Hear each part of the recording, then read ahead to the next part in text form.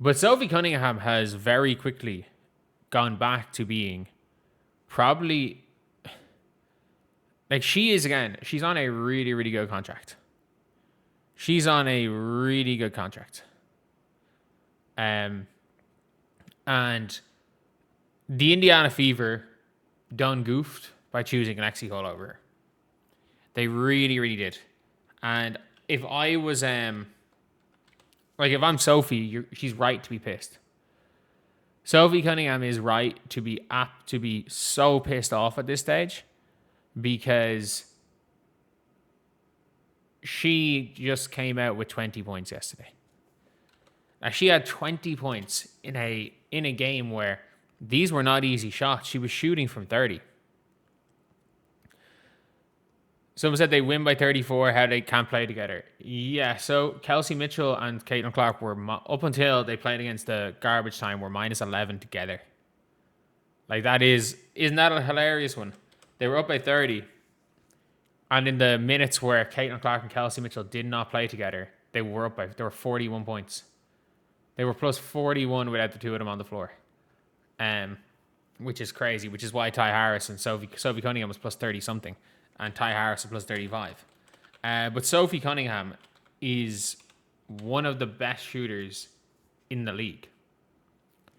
And everybody wants to shit on Sophie because of, for whatever reason, that they think she's the damn Anna Kournikova of the league, which she probably is.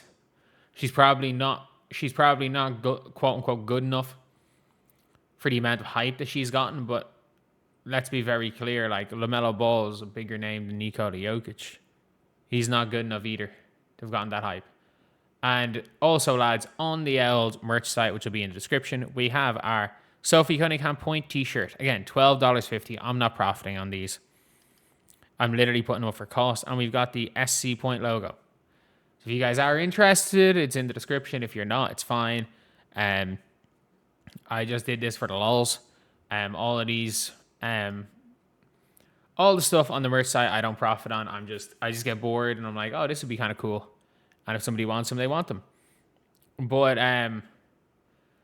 yeah, look, Sophie Cunningham has been a elite shooter for her entire career. And this is the best she's ever been. Like, Sophie Cunningham's averaging 10 points a game. She's shooting 50. She is 0.7%, and she's shooting 89% from the line. So she is 1% from the free throw line and 0.7% from the field away from shooting 50, 40, 90. Lads, only two living human beings have had 50, 40, 90 in the WNBA. That is Elena Deladon and Fee. She is this close to being the third person to ever shoot 50, 40, 90. And again, there's been years where she averaged more points per game. There has not been years where like she's chucked up, where she's doing it in this efficiency. Like, it is her career field goal percentage is 43. Yes, in 2022, she had a year where she averaged 13 points per game on 45, 40, 87.5. And Sophie is regularly cooking. Yes, she had 2 iffy shooting games in a row before this. But let's take a look at her game logs. Like, Sophie Cunningham, as a bench player, had a run of 17, 2, 11, 11, 15, 8, 2, 8, 11, 24, 12, 13. Like, this is a bench player. Janelle Salon is the only bench player that is probably going to win 6th player of the year. And everyone thought it was a guarantee Kendi Carter was going to win. I think it's probably a guarantee or near a guarantee that Janelle Salon's going to win. Because, again, the Valks are incredible. She's in 22 minutes per game. She's doing it on 40, 40, 80. And letting it fly. But, like, Janelle Salon is clearly going to be the 6th player of the year. Like, it's not really up for debate. Because, again, Salon has been exceptional. She has been exceptional. But Sophie has been everything anyone could ask for at half a max.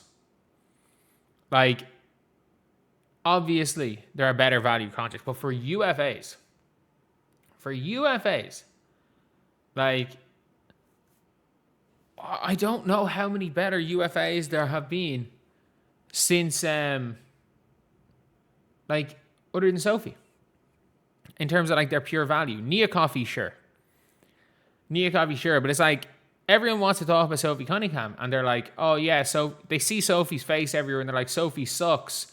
She's not good enough. She doesn't deserve any of these opportunities. First of all, she's a big enough name.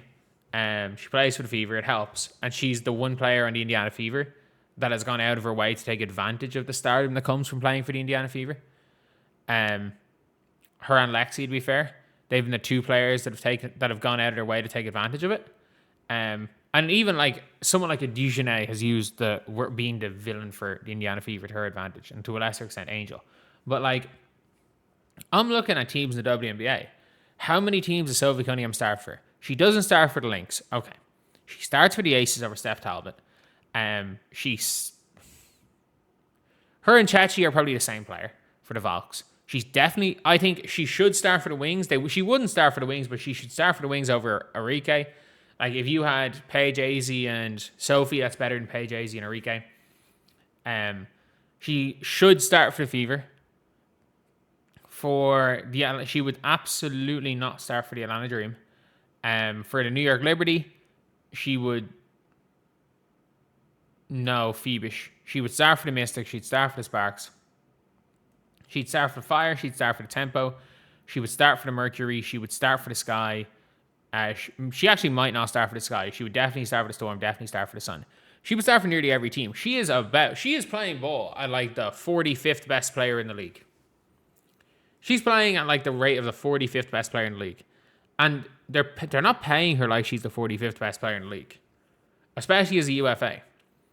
And the fact that the Indiana Fever chose Lexi over her is wild. Like, I don't get it. I really don't get it. Like, Lexi only started because Sophie got injured. Like, Sophie getting injured is the only reason Lexi started. Did Lexi Hull get paid? And Lexi Hull is getting paid $250,000 more than Sophie. And Sophie wanted a long-term deal. They didn't give her a long-term deal. I get it. Lexi's younger. I get that. But when you're giving players 1-2 year deals as unrestricted free agents, youth means nothing. Like, age means nothing when you're giving short 1 to 2 year contracts on unrestricted free agents. Like, it is completely irrelevant. And it's at the stage now where, like, as much as Sophie, I'm not saying is like the greatest player in the world, she's absolutely underpaid. She has been underpaid by this team. And if you guys don't know, coming into after 2024 season, Sophie Cunningham was a UFA. She was an unrestricted free agent. And Sophie Cunningham took a team-friendly deal. She was getting paid $150K a year. And for the Phoenix Mercury, she was doing a whole bunch of work with them. She was making good, decent money off the floor. Sophie Cunningham decided to take a 50% pay cut despite coming in and starting nearly all the year and having a better season than she had in 2023. She took a 33% pay cut from $150K to $150K, despite the fact the salary cap went up. She took a massive pay cut, and they went and rewarded her by trading her.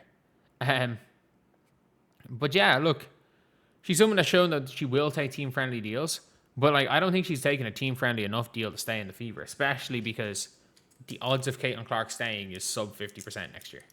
It is sub 50%. It would make no sense for Caitlin Clark to stay.